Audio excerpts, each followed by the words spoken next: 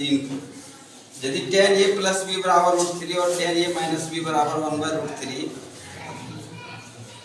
a plus b is greater than 0 degree and less than equal to 90 degree, जहां a is greater than b, तो a और b का मान ज्ञात कीजिए। तो हम लोग लिखते हैं, दिया है tan a प्लस b बराबर √3। तो हम लोग त्रिकोणमितीय अनुपात यहाँ पर है tan, तो tan कितना डिग्री का मान √3 होता है, इस पर गौर करना पड़ेगा। तो tan 60 डिग्री का मान √3 होता है, तो यहाँ पर √3 के बदले tan 60 डिग्री लिखते हैं। अब दोनों तरफ के त्रिकोणमितीय अनुपात समान है, इसलिए कोण भी समान हो जाएगा, अर्थात a प्लस b बराबर 60 डिग्री। समीकरण 1 पुनः दिया हुआ है, tan a माइनस b बराबर 1/√3। तो फिर से हम लोग को यहाँ पर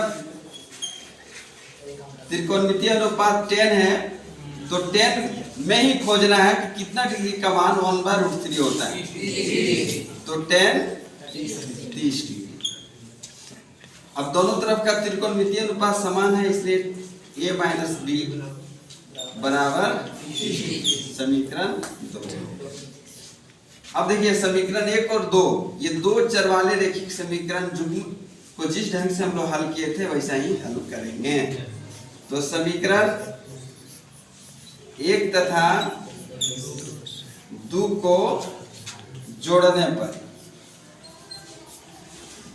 इसलिए जोड़ते हैं क्योंकि यहाँ पर हम लोग इसको विलोपन विधि से बनाएंगे, तो b का मान प्लस में है और यहाँ पर b का मान माइनस में, जोड़ दिया जाएगा।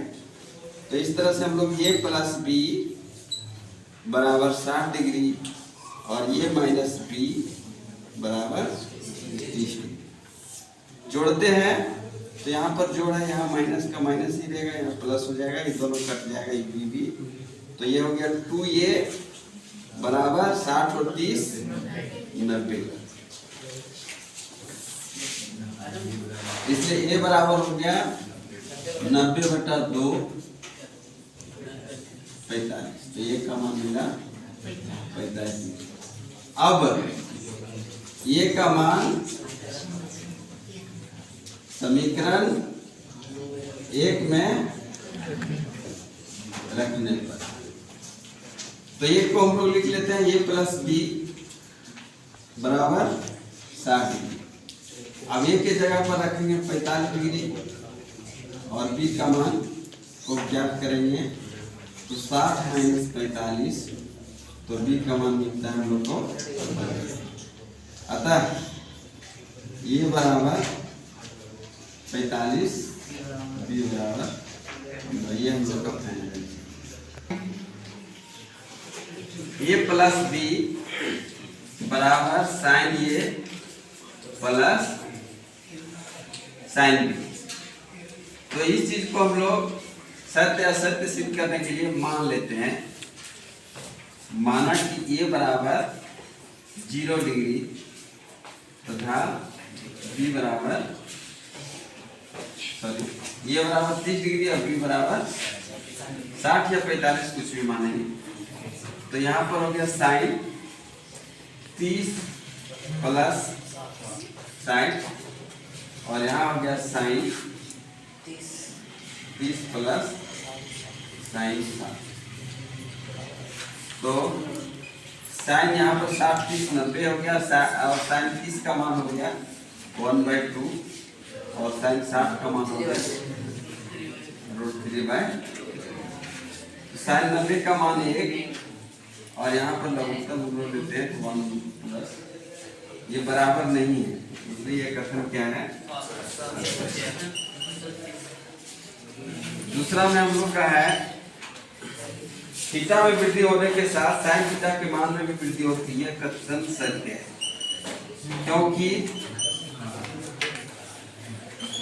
क्योंकि साइन 0 डिग्री का मान 0, परंतु साइन 90 डिग्री का मान 1 और साइन 60 डिग्री 30 डिग्री का मान 1/2। तो जैसे जैसे थीटा के मान में वृद्धि हो रहा है वैसा ही इसका मान भी बढ़ रहा है, इसलिए कथन सही है। तीसरा हम लोग देखते हैं, थीटा में वृद्धि होने के साथ cos थीटा के मान में वृद्धि होती है, तो ये हो गया असत्य, क्योंकि cos 0 डिग्री का मान 1, परंतु cos 90 डिग्री का मान 0। तो थीटा में वृद्धि होने के साथ cos थीटा के मान में कमी होती है। चौथा है थीटा के सभी मानों पर sin थीटा बराबर cos थीटा, ये भी असत्य है, क्योंकि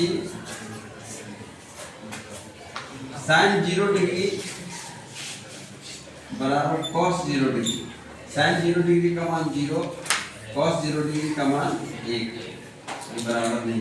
परंतु एक शर्त है, एक ऐसा मान है थीटा का 45 डिग्री जिसमें बराबर होता है, तो sin 45 बराबर cos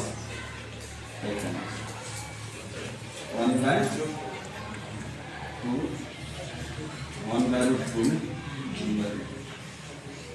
तो ये ऑब्जेक्टिव क्वेश्चन के लिए भी याद रखिएगा, थीटा के किस मान के लिए sin थीटा और cos थीटा का मान बराबर होता है। पांचवा प्रश्न है, ये बराबर 0 डिग्री पर cot अपरिभाषित है, ये भी सत्य है।